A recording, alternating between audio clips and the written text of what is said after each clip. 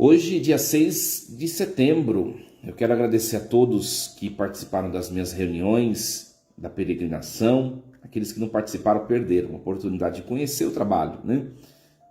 Não era necessariamente a obrigatoriedade de firmar, mas era para conhecer. Se você ainda quer conhecer, né, eu vou postar nas minhas redes sociais o contato da agência. Entre em contato com a agência, mande, eu quero informações, peregrinação com o Padre Diego para a Terra Santa, porque as pessoas que foram, meus queridos, nas reuniões, se surpreenderam. Não é uma coisa tão inacessível quanto parece, é uma coisa possível, né? Você pode pagar até 3 anos a sua viagem, parcelas de 400 e poucos reais, então é um investimento que vale a pena e um custo que dá para a gente assumir, né? Então, se você quer conhecer, entre em contato com a agência ou procure a minha secretaria paroquial, enfim, as minhas redes sociais, e aí você entra em contato, a agência vai mandar toda a informação. Vale a pena, viu, minha gente? Vale a pena.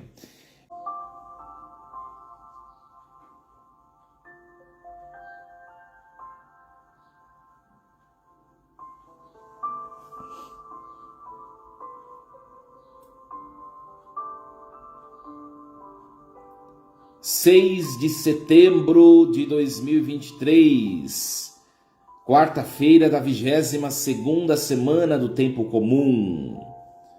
Em nome do Pai, do Filho e do Espírito Santo. Amém. Meus queridos filhos e filhas, muito bom dia.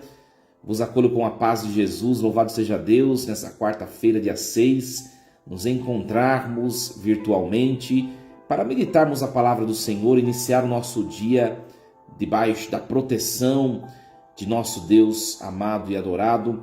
Louvado seja Deus. E nós vamos meditar nesta quarta-feira, dia 6 de setembro, a primeira leitura que a liturgia da igreja nos propõe. Hoje é o início da carta de São Paulo aos Colossenses.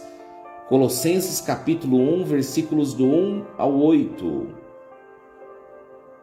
Paulo, apóstolo de Cristo Jesus, por vontade de Deus, e o irmão Timóteo, aos santos e fiéis irmãos em Cristo, que estão em Colossos, graça e paz da parte de Deus nosso Pai. Damos graças a Deus, Pai de nosso Senhor Jesus Cristo, sempre rezando por vós, pois ouvimos acerca da vossa fé em Cristo Jesus e do amor que mostrais para com todos os santos, animados pela esperança na posse do céu. Disso já ouvistes falar no Evangelho, cuja palavra de verdade chegou até vós, e como no mundo inteiro, assim também entre vós, ela está produzindo frutos e se desenvolve desde o dia em que ouvistes a graça divina e conhecestes verdadeiramente.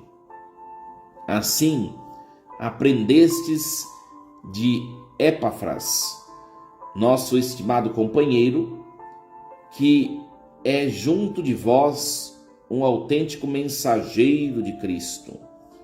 Foi ele quem nos deu notícias sobre o amor que o Espírito suscitou em vós. Palavra do Senhor. Graças a Deus. Muito bem, meus queridos, nós ouvimos essa leitura, é a parte introdutória da carta aos Colossenses. Paulo, ele se dirige aos irmãos que estão em Colossas, por isso Colossenses, né? Ele saúda com a paz de Jesus. Meus queridos, a saudação de um cristão, de um católico, deve ser a paz, porque a paz é o vínculo da unidade que vem de Deus. O que é a paz com a qual nós nos saudamos como cristãos? Você chega diante de alguém cristão, não é só na igreja. A paz, irmão, né? A paz é essa plenitude que vem de Deus, né? Paz não é só ausência de conflitos ou de guerras. Paz é plenitude, é a realização plena interior daquele ser humano. Você está em paz não quando você não está brigado com alguém. Isso no sentido bíblico. Você está em paz quando você está pleno com você mesmo e com o mundo, com Deus, com o próximo. Uma pergunta que o padre vai deixar para você nesse momento de reflexão, né? Você é uma pessoa plena com você mesmo? Talvez de maneira unânime todos respondamos: claro, padre, eu sou realizado, sou satisfeito com a minha vida. Mas se nós formos analisar bem, pense bem, meus queridos. Aliás, pensemos bem. Quantas vezes nós não somos alvos de crítica contra nós mesmos?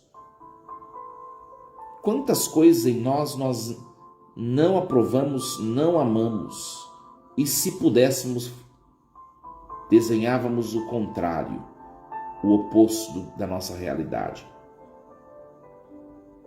Todos nós temos elementos em nós que nos constituem, que nos compõem, que nós gostaríamos que fosse diferente. Isso vale na nossa fisiologia, na nossa corporeidade, mas também isso vale dos traços da personalidade, o jeito de ser, o jeito de encarar o mundo, né? O que você é na sua integralidade.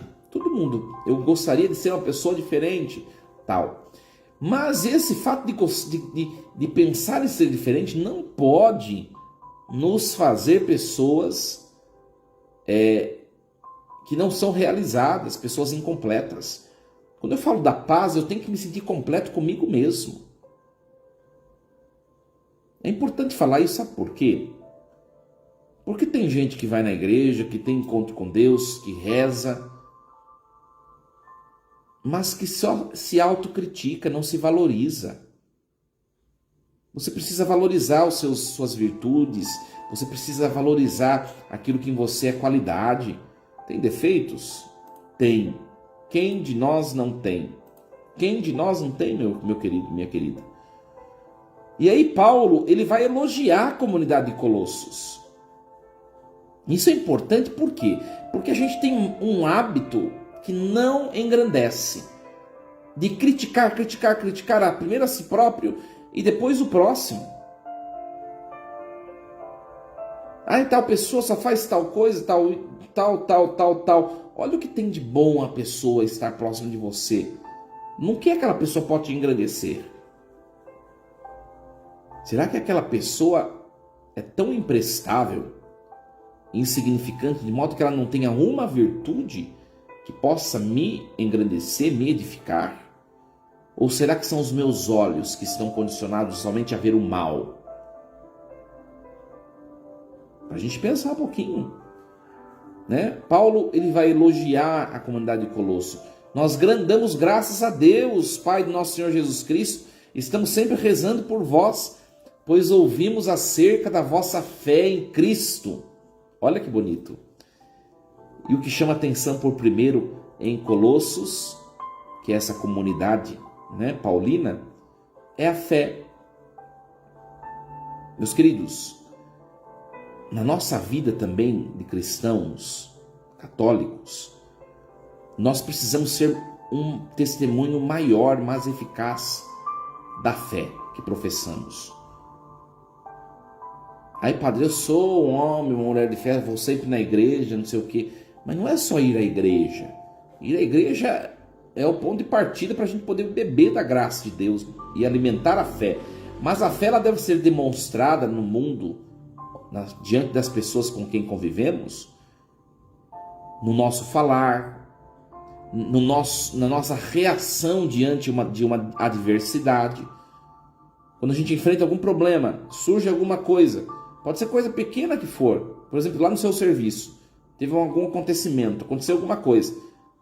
O jeito de você reagir é o jeito de você dar testemunho que você é um homem ou uma mulher de fé, ou o contrário, um jeito de você dar um mau testemunho do que você crê. Ser uma pessoa com palavras assertivas, com palavras que engrandece, que enobrece, palavras positivas, pensamento positivo, pessoa que não desiste, mas persiste, pessoa que anima a si própria e anima o próximo, pessoas de fato que perseguem seus ideais. Isso é ter fé. Pessoas que, diante de alguma situação por mais difícil que seja essa situação, eu consigo me voltar para o sobrenatural e encontrar forças em Deus para continuar a enfrentar. Esse é um testemunho de fé, testemunho de fidelidade. Quem é pessoa de fé crê naquilo que a igreja crê. O que a igreja não crê, eu não creio. Se Cristo, se Deus, se a igreja, que é sua porta-voz, diz algo não ser moralmente bom, para mim também não será. Ser testemunho de fé é obedecer a Deus por meio da voz da igreja. Ser um testemunho de fé. Nós estamos, meus queridos, mais uma vez no Brasil. Inclusive, a CNBB lançou uma nota sobre a questão do aborto. Essa questão do aborto já vem perseguindo a nossa nação já há vários anos. A gente aplaca a situação, logo logo o demônio faz surgir novamente. Agora a questão do Supremo Tribunal Federal, né? Nós estamos ouvindo por aí que o povo não tem que ficar interferindo nas questões do Supremo Tribunal Federal, né? Que as coisas têm que ser sigilosas. Sigilosa nada. O Brasil é nosso, o Brasil não é de políticos. O Brasil é nosso. Nós somos terra de Santa Cruz, nós devemos lutar contra aquilo que vem do demônio, que não é de Deus. É direito nosso. Seja qualquer instância, se estiver corrompida pela mentira e pelas armas satânicas, como o aborto, nós devemos ser profetas e denunciar sim. Esse negócio de o povo não pode interferir, o povo pode interferir em qualquer instância, seja no executivo, seja no legislativo, seja no judiciário. Isso é democracia, isso é democracia. As pessoas pregam democracia e depois pregam que o povo deve calar-se. Espera um pouquinho. Por que o padre está falando disso? Porque essa situação que a gente está vivendo na nossa atualidade do nosso país é um momento de nós professarmos a nossa fé. Nós professamos a fé na vida. O aborto é algo satânico. Se você é católico e crê diferente nisso, você não pode nem comungar. Você não está em comunhão com Deus. Deus jamais vai aprovar a morte. Jamais vai aprovar a morte. O padre está falando disso aí porque é uma questão que está sendo levantada. Depois vocês procuram nas redes sociais, no Instagram da CNBB, tem a carta que fizeram, tudo em defesa da vida. Nós precisamos, sabe, nós precisamos falar um pouco mais sobre isso, minha gente. Sabe, se fala de tanta coisa por aí, sabe, nós vemos na igreja um conflito forte interno. Talvez os fiéis não tenham conhecimento disso, mas a igreja nesse mundo de hoje está vivendo um conflito interno. Divisões e incompatibilidade de modo de enxergar a fé, modo de pensamento diferente. E as pessoas se apegam em coisas tão tontas. E agora nessa questão que é uma questão importante do aborto, tem se falado pouco. Mas isso é uma coisa importante. Isso é uma coisa para nós nos desgastarmos e falarmos contra isso. Fala tanta coisa, tanta bobagem, a gente que se defende, e hoje, quando você vai falar do aborto, simplesmente fala uma coisa e passa. A gente tem que falar mais do aborto. Por isso, leia a carta.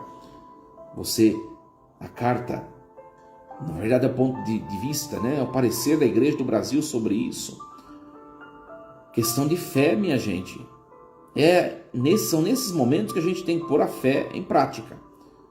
Fé não é só para ir lá na igreja e na missa ou rezar o terço. A fé ela deve se traduzir nas nossas escolhas, na nossa sociedade.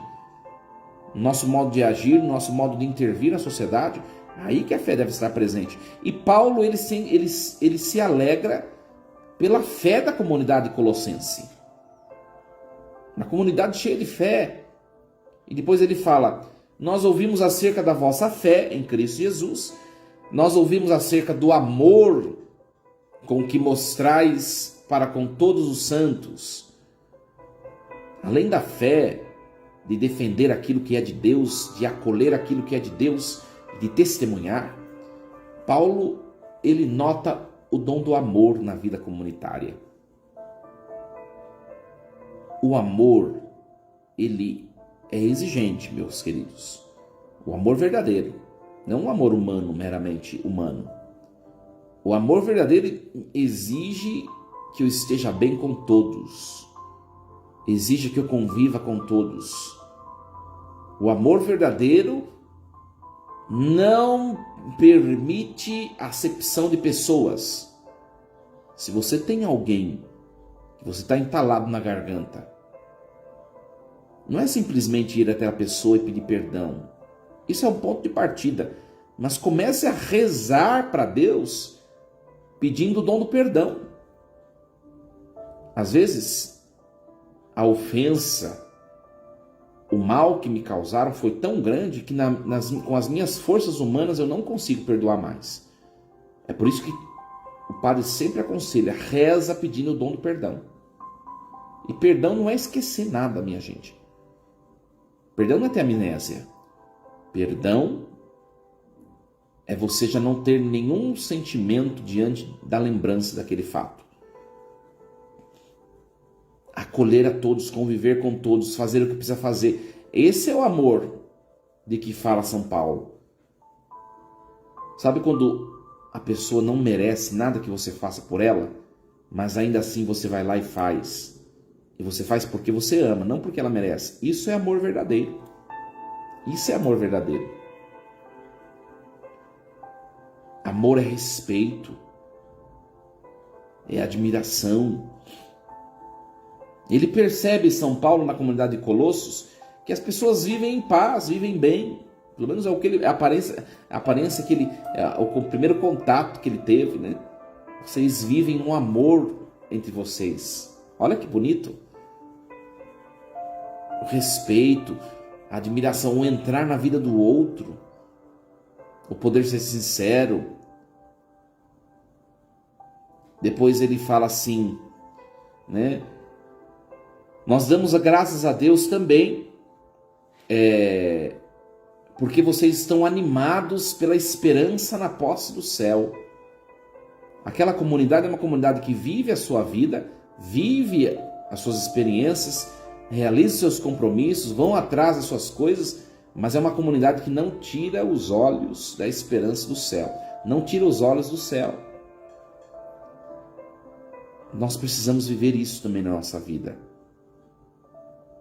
Sabe por quê?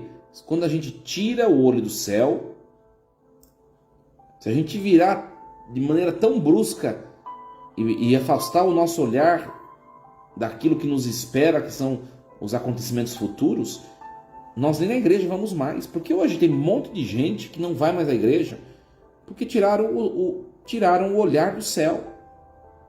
Perde o sentido ser igreja.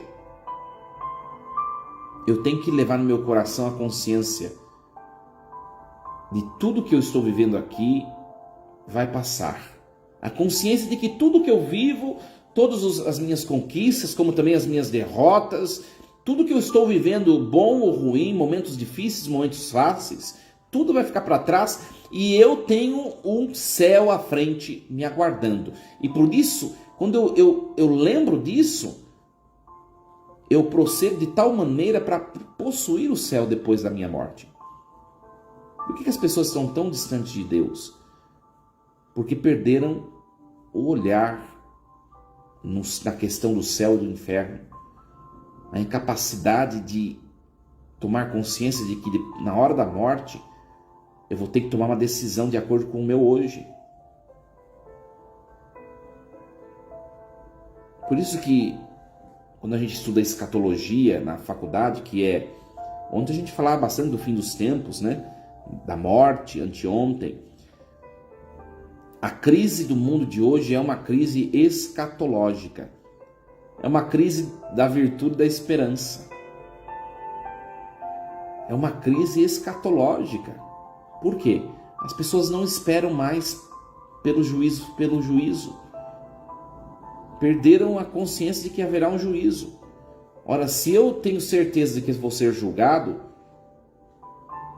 eu vou viver minha vida muito diferente do que eu estou vivendo hoje. Minhas escolhas, os meus propósitos da minha vida serão totalmente outros. Se eu caminho como se não houvesse juízo, não houvesse tribunal a ser enfrentado, não houvesse a possibilidade de ser condenado, eu vou viver minha vida de qualquer jeito. Por isso, olha só, espero que você não se escandalize com isso que eu vou falar. A possibilidade do inferno é o que deve nos levar a nos esforçarmos por uma vida que agrade a Deus. E é uma questão muito gradativa, viu, minha gente?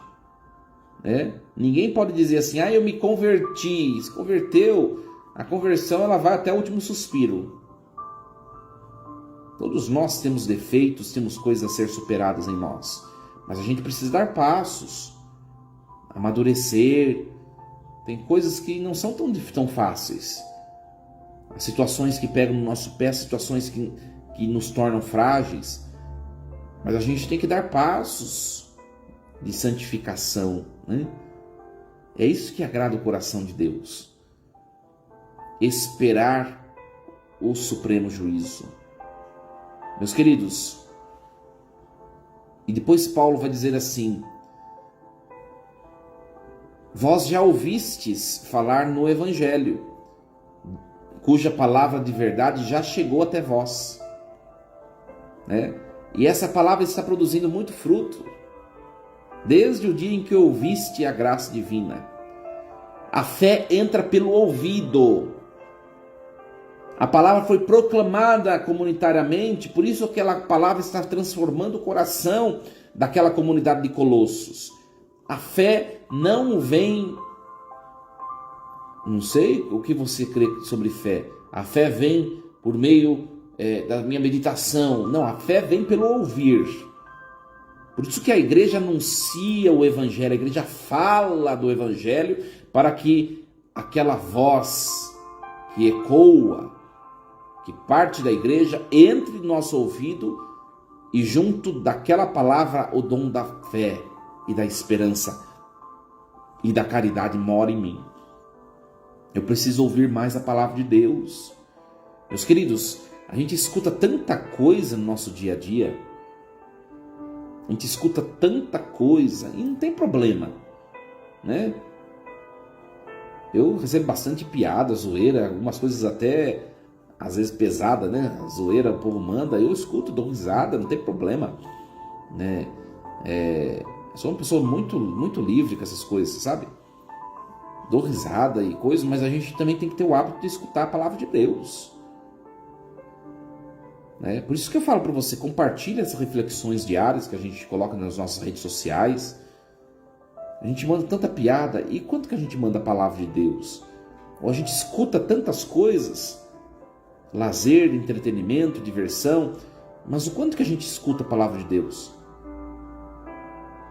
Ou a gente só se coloca a escutar a palavra de Deus num momento que, sabe, em que ela não pode ser apreendida. A gente tem que aprender também a parar um pouco, a estudar um pouco a Escritura. Eu tenho um projeto para o ano que vem, né, de fazer um curso das Sagradas Escrituras, de repente até online, por que não? Né? O estudo da Escritura é um estudo muito, muito longo, muito complexo, né? Porque se a gente começa, depois a gente tem que terminar, né? Por isso que tem que se programar bem, né? Para não cair naquela parábola do Evangelho, né? Vai para a guerra sem armamento, né? Mas a gente precisa conhecer mais a voz de Deus. A gente precisa. Meus queridos, nós vamos encerrar nossa transmissão, mas leve no seu coração as virtudes teologais, a fé, a esperança e o amor. Paulo percebe essas três virtudes, elas denotam a presença de Deus no meio da comunidade, e ele percebe isso, que nós sejamos pessoas de fé, pessoas que esperam por Deus, e pessoas que nos amamos uns aos outros, pessoas que amam uma a outra. Que Deus assim nos capacite, nos ajude. Meus queridos, vou dar a bênção para vocês. O Senhor esteja convosco, Ele está no meio de nós. Abençoe-vos, Deus Todo-Poderoso, Pai e Filho e Espírito Santo. Amém. Desejo um dia abençoado, cheio de Deus a você, a sua família, que seus passos sejam assertivos, com muita fé, muita esperança e muito amor. Deus os abençoe. Força e coragem, e lembremos-nos sempre, Deus está no comando de tudo. Até amanhã, às 6 da manhã. Força e coragem, Deus abençoe.